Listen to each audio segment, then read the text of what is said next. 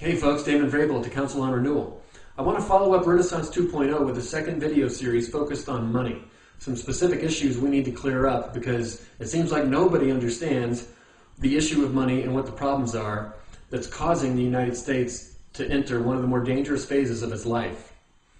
The profession of economics completely hides the issue or confuses it or muddies the water, whether it's neoclassical, neoliberalism, or Austrian theory, or monetarism, or chartalism, it doesn't matter. None of them will talk about the key issues that I'm going to address in this series. And the first two things I need to cover in this video before we get into more detail about the monetary system is the issue of debt, and debt-based money.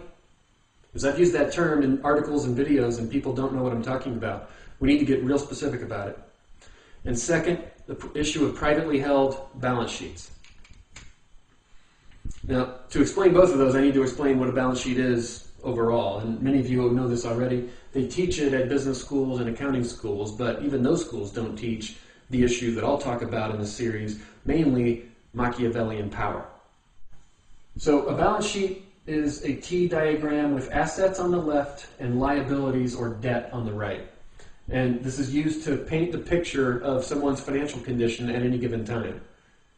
A person or a government or a business, to show how many assets they have versus debt.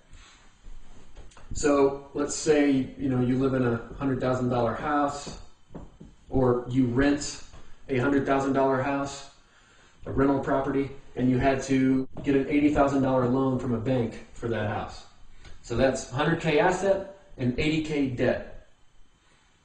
Now, the important difference here is that an asset is what makes money for the person or the government or the business, reflected in the balance sheet, and the liability loses money.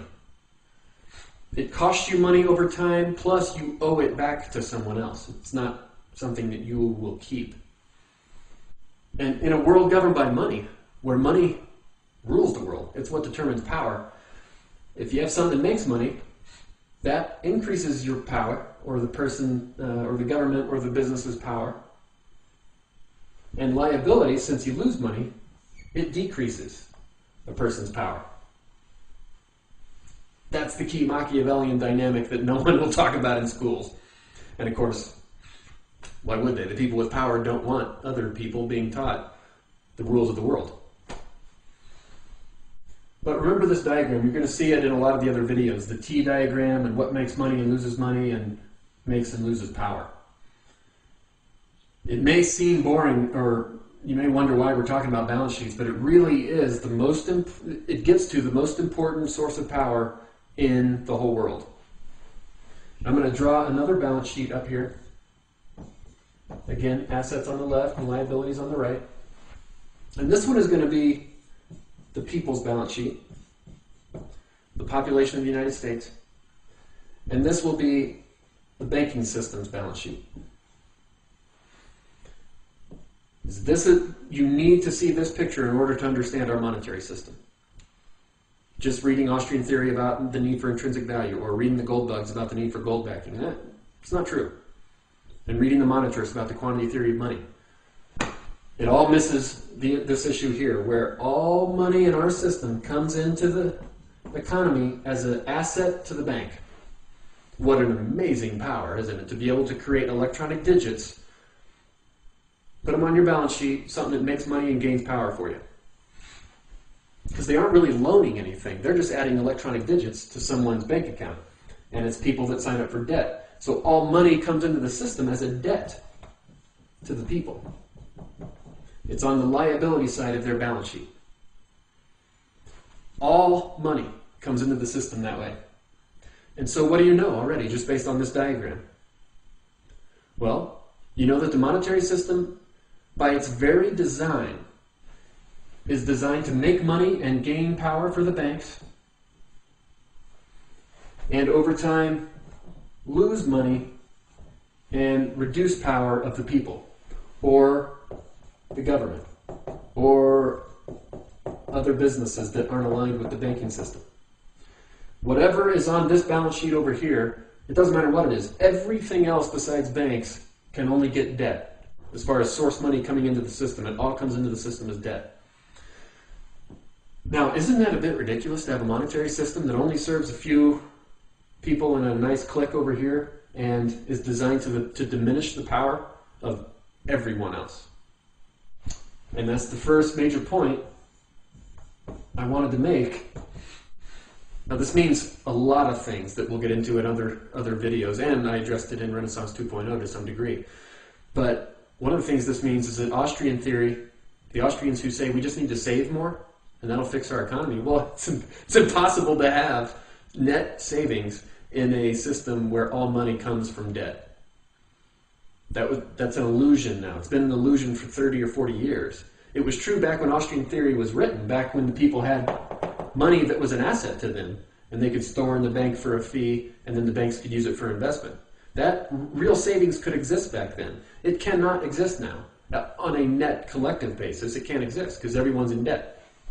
They can make an illusion of it by hiding it on the government balance sheet, and that's what we did for a long time. But there is no net savings. That's not the solution.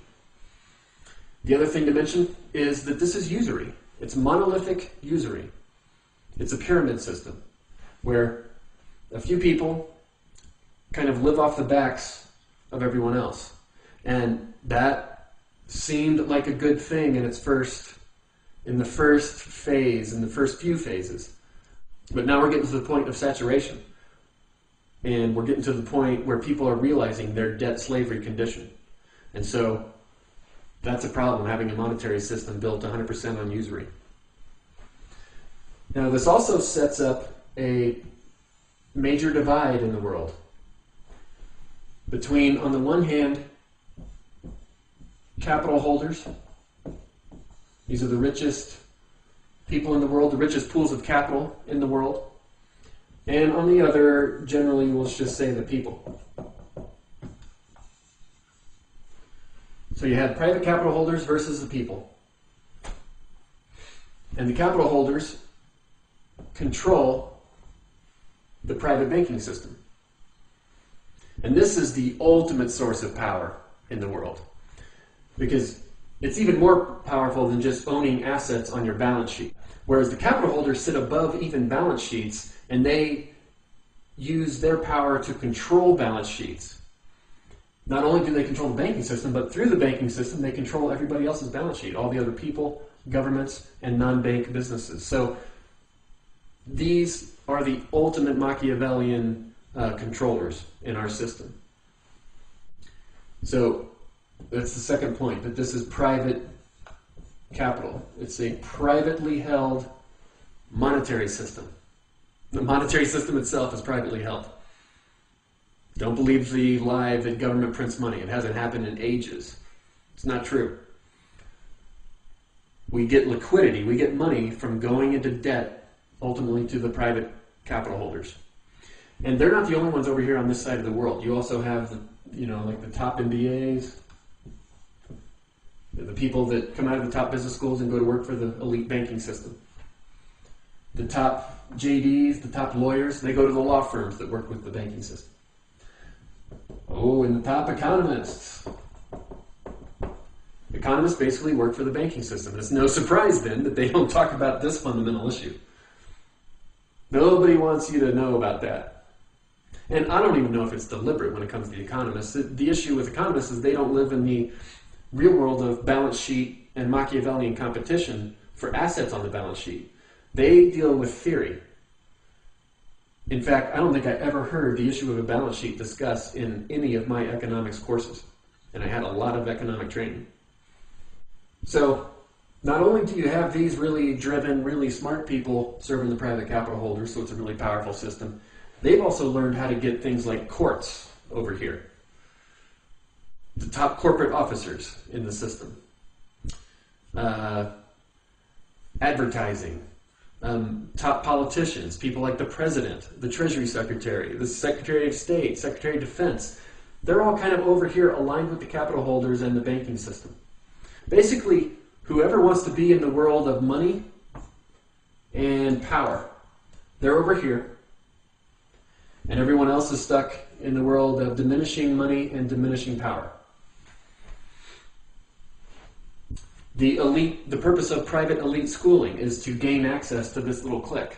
So That's the basis of our monetary system. It's the basic divide that it sets up between the money pushers over here and the people that serve the pushers versus the money users that have to be in a scarcity condition, borrowing and paying back more than they borrow back to this side. Now, because it's privately held, this also means that we're living in exponential growth. Economists will study this issue and wonder why the debt grows exponentially, why the United States government debt is where it is today. Because they have complex mathematical models that say that debt should be able to be steady state. Well, again, that's because economists live in the theoretical world. They aren't looking at the issue of who owns the balance sheet, who controls the monetary system. It sits on privately held balance sheets controlled by private capital holders, which means return on capital dictates the monetary system's growth. The capital holders demand a 2 or 3 or 5% return every year. That's exponential growth. So it's no accident that the United States government's debt keeps increasing exponentially. The politicians will love to put on a stage show arguing back and forth. Oh, Republicans, it's the Republicans' fault, it's the Democrats' fault. Every 4 years they make the same argument and they don't bother to notice that it never changes. The exponential growth curve continues. You would think that they'd be like, maybe it's not our fault. But they don't bother to notice that it doesn't matter who is in power over here. The system must grow exponentially because of this private nature. The banks grow it by growing this money sitting on their balance sheet, which mathematically by definition means that the people's debt and the government's debt over here has to grow exponentially. Again, it's just the fundamental design of our monetary system. I'm not talking politics or ideology here. I'm talking about mathematical fact. And so those are the two key issues I wanted to get across in this first video. And hopefully you start seeing the power dynamics in the monetary system and how this is the ultimate source of power in the world. Just think about the size of the US monetary system, the amount of power sitting here in the banking system and the private capital holders that control it. Machiavelli never dreamed of such power.